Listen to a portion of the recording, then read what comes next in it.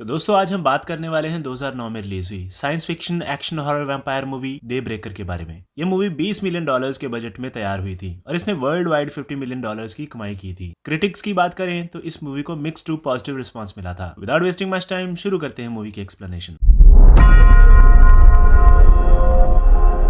सन 2019 में एक छोटी लड़की लेटर लिख रही होती है जिसमें वो लिखती है कि ना तो वो कभी चेंज होगी और ना कभी बड़ी होगी, पर अब वो इस चीज से थक चुकी है। वो घर से बाहर जाकर सनराइज देखने जाती है। जैसे ही वो ऊपर देखती है हमें उसकी पीली आंखें दिखाई देती है। वो एक वैम्पायर है। अब जैसे ही सूरज निकलता है उसकी पूरी बॉडी जल जाती है और वो मर जाती है। इसके बाद दिखाया जाता है कि दिन के टाइम दुनिया बिल्कुल खाली होती है। 2009 में एक इन्फेक्टेड बैट की वजह से फैले प्लेग के बाद ज्यादातर इंसान वैम्पायर बन चुके हैं। ह्यूमन पॉपुलेशन बहुत कम हो चुकी है और साइंटिस्ट ब्लड सब्स्टिट्यूट ढूंढने की कोशिश कर रहे हैं ताकि वैम्पायर्स को खाना मिल सके। साथ ही कुछ वैम्पायर्स ह्यूमन राइट्स के लिए लड़ रहे हैं क्योंकि ह्यूमंस को हंट करके फार्म किया जा रहा होता है। जैसे ही रात होती है दुनिया फिर से जिंदा हो जाती है। वैम्पायर्स बिल्कुल नॉर्मल जिंदगी जीते दिखते हैं। हैंग आउट करना, काम पर जाना, बिल्कुल ह्यूमन जैसे। एक होमलेस वैम्पायर ब्लड मांगते हुए एक आदमी को धक्का देता है तो पुलिस उसे इलेक्ट्रोक्यूट कर देती है। इसी बीच हम अपने मेन कैरेक्टर एडवर्ड डाल्टन को देखते हैं जो कार और सबवे से काम पर जा रहा होता है। एडवर्ड एक हेमेटोलॉजिस्ट है और ब्रॉमली मार्क्स नाम की फार्मास्यूटिकल कंपनी में काम करता है जो ब्लड सप्लाई करती है। बिल्डिंग में सिक्योरिटी से गुजरते वक्त वो उन रूम्स के पास से निकलता है जहां ह्यूमंस को फार्म किया जा रहा होता है, जो उसे बिल्कुल पसंद नहीं है। लैब में एडवर्ड ब्लड सब्स्टिट्यूट बनाने की कोशिश कर रहा है लेकिन उसका लेटेस्ट एक्सपेरिमेंट भी फेल हो जाता है। बाद में उसकी एक मीटिंग अपने boss Charles Bromley, lab partner Christopher Caruso, एक कमिश्नर और एक आर्मी ऑफिसर के साथ होती है।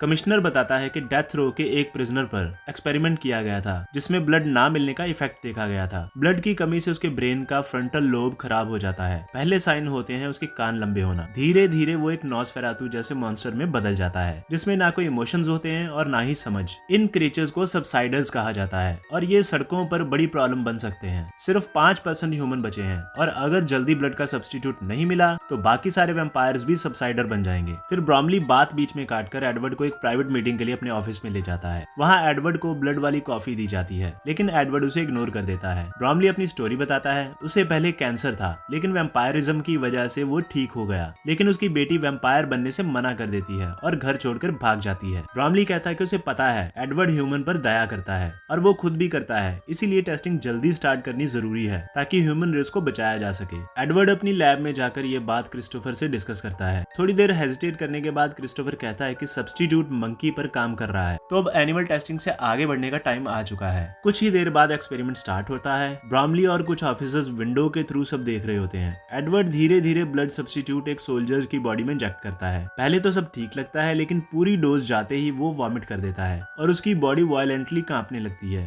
उसकी पूरी बॉडी पर गंदे ब्लिस्टर्स निकल आते हैं। रिसर्चर्स तुरंत उसे पकड़ते हैं और एपिमोन इंजेक्ट करते हैं। इससे शेकिंग रुक जाती है और ब्लिस्टर्स भी गायब हो जाते हैं, लेकिन उसके सिर्फ 1 सेकंड बाद उसकी पूरी बॉडी ब्लास्ट हो जाती है। घर जाते वक्त एडवर्ड अपना कान खुजाते हुए कुछ नोटिस करता है। वो कैमरा मिरर में चेक करता है और देखता है कि उसके कान लंबे होने लगे हैं। डिस्ट्रैक्शन की वजह से उसे सामने से आती कार दिखाई नहीं देती और उसका एक्सीडेंट होते होते बच जाता है, पर दूसरी कार फेंस से जा टकराती है। एडवर्ड मदद के लिए बाहर निकलता है लेकिन उसके हाथ में एरो लग जाता है। दूसरी कार से ह्यूमंस निकलते हैं जिनकी लीडर ऑड्री बेनेट होती है जो वैम्पायर से बचने के लिए क्रॉसबो पकड़े होती है। अचानक पुलिस कार की आवाज आने लगती है। एडवर्ड कहता है कि वो सिर्फ मदद करना चाहता है और ह्यूमन से कहता है कि उसकी कार में बैठ जाओ। थोड़ी हेजिटेशन के बाद वो सब मान जाते हैं और उसकी कार में बैठ जाते हैं। एडवर्ड कार का day time protection mode on करता है जिससे सारी विंडोज काली हो जाती हैं। फिर वो अपने हाथ से एरो निकालता है और पुलिस पहुंचती है। वो पुलिस से झूठ बोलकर उन्हें गलत डायरेक्शन में भेज देता है। इसी बीच ऑड्री को एडवर्ड का आईडी बैज मिलता है और उसे पता चलता है कि वो क्या काम करता है। पुलिस जाने के बाद ह्यूमंस कार से उतर जाते हैं। जाते जाते ऑड्री एडवर्ड को हैप्पी बर्थडे बोलती है। थोड़ी देर बाद जब एडवर्ड घर पहुंचता है तो वो डिनर करता है और अपने प्लांट्स का ख्याल रखने लगता है। तभी अचानक उसका भाई फ्रैंकी डाल्टन आ जाता है जिससे एडवर्ड काफी महीनों से नहीं मिला था क्योंकि फ्रैंकी आर्मी ज्वाइन कर चुका था। फ्रैंकी के विश करने पर एडवर्ड कहता है कि वो ऑलरेडी 35 साल का 10 बार हो चुका है, इसलिए कोई सेलिब्रेशन का मतलब नहीं बनता। लेकिन फ्रैंकी मानता नहीं। उसके हिसाब से बर्थडे सेलिब्रेट करना चाहिए और इसीलिए वो 100% प्योर ह्यूमन ब्लड की एक महंगी बोतल लाया था। फ्रैंकी 2 ग्लासेस में ब्लड डालता है और एडवर्ड को छेड़ता है कि वो पिग ब्लड पीता है। एडवर्ड मना कर देता है। ये देखकर फ्रैंकी गुस्सा हो जाता है और उन दोनों का पुराना झगड़ा फिर से शुरू हो जाता है। फ्रैंकी कहता है कि एडवर्ड ह्यूमन ब्लड नहीं पीता, लेकिन फिर भी एक ऐसी कंपनी के लिए काम करता है जो लोगों को फार्म करती है। एडवर्ड कहता है कि ये एक नेसेसरी एविल है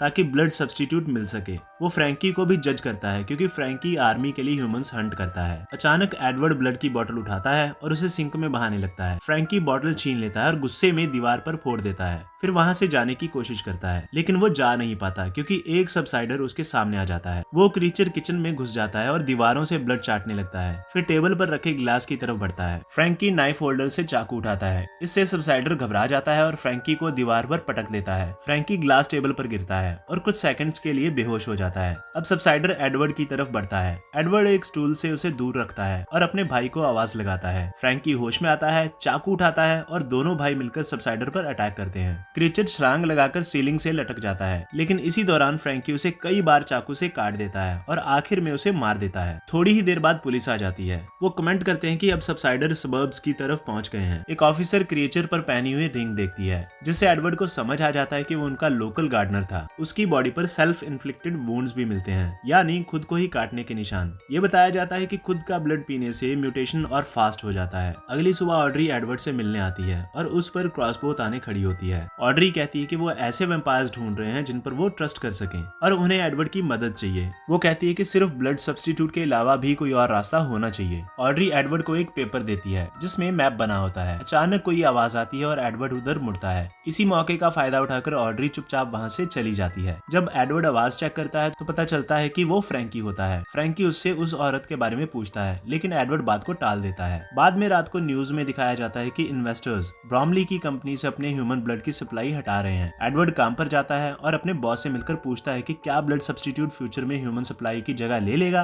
ब्रॉमली जवाब देता है कि ज्यादातर लोग सब्स्टिट्यूट से खुश हो जाएंगे लेकिन हमेशा कुछ लोग ऐसे रहेंगे जो रियल ह्यूमन ब्लड ही चाहेंगे। एडवर्ड उसे याद दिलाता है कि इसमें ब्रॉमली की बेटी भी शामिल होगी। फिर वो लैब में लौटकर मैप को घूरते हुए देखने लगता है। सुबह होने पर एडवर्ड घर वापस नहीं जाता। वो कार का लाइट प्रोटेक्शन मोड ऑन करता है और मैप फॉलो करते हुए कंट्री साइड की तरफ निकल जाता है। वहाँ ऑड्री पहले से ही उसका वेट कर रही होती है और उसे एक बड़े पेड़ के पास जाने को कहती है। एडवर्ड उस पेड़ की छाया में कार पार्क करता है। हैट और सनग्लासेस पहनकर कार से बाहर निकलता है। वो ध्यान रखता है कि कहीं भी सनलाइट में ना जाए। वहाँ वो एक बूढ़े आदमी से मिलता है, लायनल एल्विस कॉर्मैक। लायनल पहले एक वैम्पायर था लेकिन अब ह्यूमन बन चुका है। एडवर्ड ये जानना चाहता है कि कैसे, लेकिन तभी फ्रैंकी गन पॉइंट पर ऑड्री को अपने साथ पकड़ कर लाता है। एडवर्ड फ्रैंकी को रोकना चाहता है लेकिन फ्रैंकी सुनता नहीं। आर्मी का बैकअप भी आ रहा होता है। ऑड्री फ्रैंकी को सनलाइट में धक्का दे देती है और लायनल के साथ भाग जाती है। सोल्जर्स फायरिंग शुरू कर देते हैं और लायनल की गाड़ी डिस्ट्रॉय हो जाती है। इसीलिए वो एडवर्ड की कार ले लेते हैं। गाड़ी से भागते वक्त उन पर फायरिंग होती रहती है जिससे कार के डार्क प्रोटेक्शन कवर में होल्स हो जाते हैं और कार का कैमरा भी टूट जाता है जिससे एडवर्ड को आगे का रास्ता दिखना बंद हो जाता है। इसीलिए लायनल ड्राइविंग संभाल लेता है क्योंकि वो एक होल से रोड देख सकता है और एडवर्ड लाइट से खुद को छुपाता है। जब वो एक पुराने और कमजोर ब्रिज पर पहुंचते हैं, लायनल पूरी स्पीड से गाड़ी चलाता है पर आर्मी का ट्रक बहुत भारी होता है। ब्रिज टूट जाता है और ट्रक एक्सप्लोड हो जाता है। बाकी सोल्जर्स पीछे ही रह जाते हैं और फॉलो नहीं कर पाते। रात होने के बाद वो लोग एक नदी के पास गाड़ी पार्क करते हैं। वहाँ लायनल एडवर्ड को अपनी कहानी बताता है। वो पहले कार्स के लिए डे लाइट प्रोटेक्शन मॉडिफिकेशन पर काम करता था और शहर में उसकी सबसे पहली शॉप्स में से एक थी। वो बताता है कि एक दिन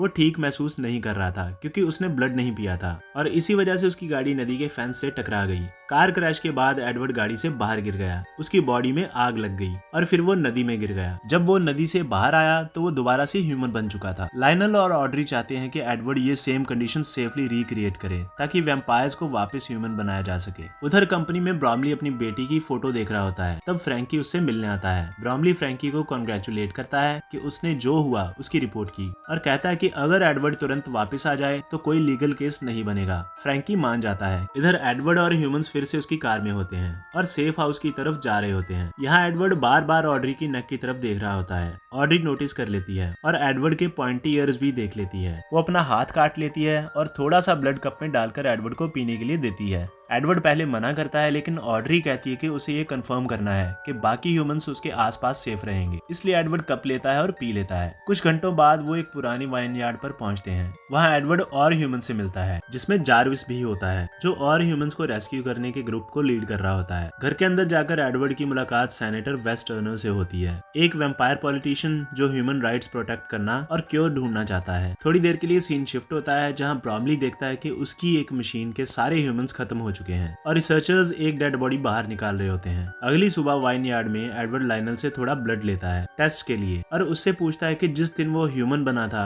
उस दिन उसे कैसा फील हुआ था। एडवर्ड सोचता है कि शायद ब्लड का ट्रीटमेंट बॉडी के अंदर ही पॉसिबल है जहाँ सनलाइट बर्न को कंट्रोल किया जा सके। कुछ घंटे बाद जब एडवर्ड लैब से ब्रेक लेने बाहर निकलता है तो ज्यादातर ह्यूमंस उससे दूर हो जाते हैं। ऑड्री आकर कहती है कि लोग उससे डरते जरूर हैं लेकिन फिर भी मानते हैं कि वो मदद कर सकता है। एडवर्ड कन्फेस करता है कि वो वैम्पायर बनना नहीं चाहता था लेकिन फ्रैंकी ने उसे धोखा दिया। तभी एडवर्ड की नजर फर्मेंटेशन टैंक्स पर पड़ती है। ऑड्री कंफर्म करती है कि वो एयर टाइट हैं। दोनों टैंक्स के अंदर जाकर देखते हैं, उनमें एयर एक्सट्रैक्टर लगे होते हैं जो आग को बुझा सकते हैं। एडवर्ड डिसाइड करता है कि इन्हीं टैंक्स का यूज एक्सपेरिमेंट के लिए किया जाएगा और फिर वो मॉडिफिकेशंस पर काम शुरू कर देते हैं। बाद में रात के बीच जार्विस का ग्रुप रोड पर दिखाया जाता है जो रेस्क्यूड ह्यूमंस को कॉन्वॉय में वाइनयार्ड ला रहा होता है। उनमें ब्रॉमली की बेटी एलिसन भी होती है। अचानक एक शॉट लगता है और एक गाड़ी का टायर पंचर हो जाता है, इसलिए उन्हें रुकना पड़ता है। सब लोग वेपन्स के साथ बाहर निकलते हैं लेकिन आर्मी उन्हें चारों तरफ से घेर लेती है। कुछ देर फायरिंग के बाद सारे ह्यूमंस बेहोश कर दिए जाते हैं। एलिसन बेहोश होने से पहले वाइनयार्ड को कांटेक्ट कर लेती है। जब फ्रैंकी उसके हाथ से वॉकी टॉकी लेता है तो आर्मी उस सिग्नल को ट्रैक करके वाइनयार्ड की लोकेशन ढूंढ लेती है। वाइनयार्ड पर सभी ह्यूमंस अपना सामान उठाते हैं और कार्स में बैठकर सेनेटर टर्नर के साथ सेफ हाउस जाने को रेडी होते हैं। लेकिन एडवर्ड रहना चाहता है क्योंकि उसके पास एक्सपेरिमेंट रिपीट करने का लास्ट चांस होता है, इसलिए लाइनल और ऑड्री भी वहीं रुक जाते हैं और उसकी मदद करने का फैसला करते हैं। उधर ब्रॉमली के ऑफिस में एलिसन होश में आती है। जैसे ही ब्रॉमली उससे मिलने आता है एलिसन चाकू उठा लेती है। वो अपने दोस्तों की जिंदगी की भीख मांगती है। ब्रॉमली कहता है कि उसे देखकर खुशी हो रही है लेकिन हग करते हुए वो ये भी मानता है कि वो उनके लिए कुछ नहीं कर सकता। एलिसन उसे धक्का देकर भागने की कोशिश करती है लेकिन एक सोल्जर उसे बेहोश कर देता है। तब ब्रॉमली को रियलाइज होता है कि एलिसन ने उसे चाकू मार दिया है। सुबह वाइनयार्ड में एक्सपेरिमेंट स्टार्ट करने के लिए सब रेडी होते हैं जहां ऑड्री मॉनिटर्स देखेगी और लाइनल टैंक के अंदर एडवर्ड के साथ रहेगा। एडवर्ड के चेस्ट पर हार्ट मॉनिटर लगा होता है और उसे गीली चादर से कवर किया होता है। प्रोसेस सिंपल होता है। टैंक में होल किया जाता है ताकि सनलाइट एडवर्ड को जला सके। फिर एयर एक्सट्रैक्टर से आग बुझा दी जाएगी। पहले 2 अटेम्प्ट्स फेल हो जाते हैं। तीसरी बार एडवर्ड को थोड़ा ज्यादा देर तक जलने देते हैं और इस बार एक्सपेरिमेंट सक्सेसफुल हो जाता है। एडवर्ड दोबारा ह्यूमन बन जाता है। उनकी खुशी ज्यादा देर नहीं रहती क्योंकि आर्मी रेड करने आ जाती है लेकिन वो लोग एक वाइन बैरल के अंदर छुपकर पकड़े जाने से बच जाते हैं। उधर दूसरी तरफ फ्रैंकी ब्रॉमली से मिलने आता है जो अपने जख्म का ट्रीटमेंट करवा रहा था। ब्रॉमली फ्रैंकी से एक और काम करने को कहता है।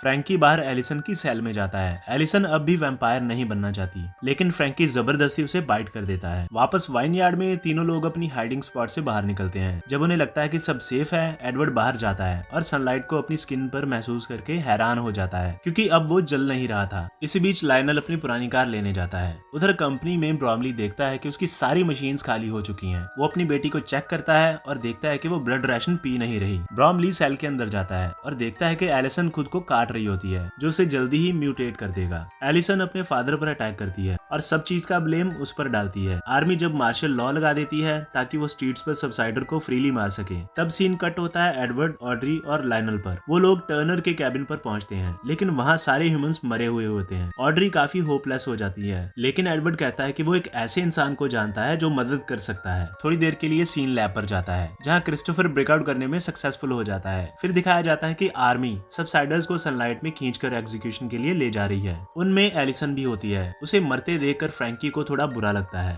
रात को क्रिस्टोफर अपने घर लौटता है जहाँ एडवर्ड, ऑड्री और लाइनल उसका वेट कर रहे होते हैं। एडवर्ड उसे बताता है कि उसके पास क्योर है जो सब्स्टिट्यूट से भी बेहतर है और उससे एक्सपेरिमेंट दोबारा करने में मदद मांगता है। तभी फोन बजता है और क्रिस्टोफर कॉल लेने बाहर चला जाता है। जब वो काफी देर तक वापस नहीं आता तो सबको शक होता है। ऑड्री उसके पीछे जाती है जबकि एडवर्ड और लाइनल उसका कोड चेक करते हैं। तब पता चलता है कि क्रिस्टोफर का फोन पूरी टाइम कॉल पर ओपन था और कंपनी को उनकी लोकेशन मिल चुकी है। अचानक आर्मी आ जाती है। ऑड्री को बेहोश करके पकड़ लिया जाता है लेकिन एडवर्ड और लाइनल सबवे टनल्स के थ्रू भाग जाते हैं। वो लोग एक पुराने अबंडन गराज में छुपते हैं जहाँ उन पर एक सबसाइडर अटैक करता है। तभी फ्रैंकी आ जाता है और क्रीचर को शूट कर देता है। वो देखता है कि एडवर्ड अब ह्यूमन बन चुका है और कन्फेस करता है कि उसने एडवर्ड को सिर्फ इसलिए वैम्पायर बनाया था क्योंकि वो उसे मरते हुए नहीं देखना चाहता था। फ्रैंकी मानता है कि उससे गलती हो गई और अब वो मदद करना चाहता है लेकिन जब लाइनल पास आता है तो फ्रैंकी का ब्लड थर्स्ट कंट्रोल से बाहर हो जाता जाता है और वो लाइनल को बाइट करने के लिए जंप करता है। एडवर्ड उसे पकड़कर लाइनल से दूर धकेल देता है। वो अपने भाई को शूट करने ही वाला होता है, लेकिन तभी वो कुछ नोटिस करता है और रुक जाता है। थोड़ी देर बाद दिखाया जाता है कि एडवर्ड खुद ही अपनी कंपनी बिल्डिंग के बाहर जाता है। ह्यूमन होने की वजह से अलार्म बज जाते हैं। सिक्योरिटी उसे पकड़कर ब्रॉमली के ऑफिस में ले जाती है। वहाँ ऑड्री बंधी हुई होती है, ब्लीड कर रही होती है और ब्रॉमली उसका खून पी रहा होता है। एडवर्ड कहता है कि जो कुछ हुआ उसे सबका अफसोस है और वो दोबारा से वैम्पायर बनना चाहता है। ये सुनकर ऑड्री को लगता है कि एडवर्ड ने उसके साथ धोखा किया। ब्रॉमली एडवर्ड को बताता है कि उन्होंने फाइनली एक सब्स्टिट्यूट बना लिया है, इसलिए अब उन्हें एडवर्ड की जरूरत नहीं। वो एडवर्ड को कावर्ड बुलाता है। एडवर्ड जवाब देता है कि ब्रॉमली भी कावर्ड है क्योंकि वो अपनी खुद की बेटी को वैम्पायर नहीं बना सका। गुस्से में ब्रॉमली एडवर्ड को बाइट कर लेता है, लेकिन एडवर्ड को कोई प्रॉब्लम नहीं होती क्योंकि ये सब उसका ही प्लान था। ब्रॉमली इंसान में ट्रांसफॉर्म होना शुरू हो जाता है क्योंकि उसने कुछ देर पहले फ्रैंकी को भी ट्रांसफॉर्म होते हुए देखा था और वो एक्सप्लेन करता है कि ट्रीटेड वैम्पायर का ब्लड पीना ही क्योर है। तभी ब्रॉमली अलार्म प्रेस कर देता है, जिससे आर्मी ट्रक्स पार्किंग लॉट में आ जाते हैं। जब सोल्जर्स अपनी व्हीकल से निकलते हैं और एलिवेटर की तरफ जाते हैं तो वो देखते हैं कि ब्रॉमली चेयर से बंधा होता है। इससे वैम्पायर्स फ्रेंजी में आ जाते हैं और ब्रॉमली को ही खाना शुरू कर देते हैं। इसी बीच ऑड्री और एडवर्ड कुछ वेपन्स लेकर नीचे जाते हैं और बिल्डिंग से बाहर निकलने ही वाले होते हैं कि तभी और सोल्जर्स उनका रास्ता रोक लेते हैं। ग्लास डोर्स अचानक टूट जाते हैं जब फ्रैंकी लाइनल की कार से ड्राइव करके उन सोल्जर्स को हिट करता है और अपने भाई को बचाता है, लेकिन वहाँ और सोल्जर्स आ जाते हैं और वो चारों तरफ से गिर जाते हैं। फ्रैंकी एडवर्ड को भेजकर खुद को सैक्रिफाइस कर देता है। सारे सोल्जर्स उस पर टूट पड़ते हैं और उसे ही खा जाते हैं। तभी एक सिक्योरिटी गार्ड ऑड्री को पकड़ लेता है और एडवर्ड उन्हें सिक्योरिटी रूम तक फॉलो करता है। थोड़ी स्ट्रगल के बाद एडवर्ड 2 वैम्पायर गार्ड्स को मार गिराता है और ऑड्री तीसरे को मार देती है। फिर वो सिक्योरिटी कैमरास पर देखते हैं कि जो सोल्जर्स फ्रैंकी को मार चुके थे वो सब ह्यूमन बन गए हैं और बाकी बचे वैम्पायर सोल्जर्स उन पर अटैक करते हैं। इस सब कत्लेआम के बाद जब एडवर्ड और ऑड्री वापस लॉबी में आते हैं तो सिर्फ कुछ ह्यूमन सोल्जर्स ही बचे होते हैं। तब क्रिस्टोफर आता है और कुछ सोल्जर्स को मार देता है और कहता है कि क्योर पॉसिबल नहीं। वो बाकी सोल्जर्स को शूट करने ही वाला होता है, तभी लाइनल एक एरो उसके चेस्ट में शूट करता है और वो वही मर जाता है। ऑड्री लाइनल को हग करती है। एडवर्ड अपने भाई की बॉडी देखकर इमोशनल होता है और तभी उगते सूरज की रोशनी धीरे धीरे अंदर आती है। अब मूवी के लास्ट सीन में तीनों लाइनल की कार में जाते हैं, जहाँ एडवर्ड बताता है कि अब उनके पास क्योर है और वो सबको दोबारा वापस इंसान बना सकते हैं और मूवी यहीं खत्म हो जाती है। तो आज की वीडियो के लिए बस इतना ही। अगर वीडियो अच्छी लगी तो इसे लाइक करें, शेयर करें और सब्सक्राइब करें और मैं मिलूंगा आपसे ऐसी ही किसी और मजेदार वीडियो में। तब तक के लिए बाय बाय।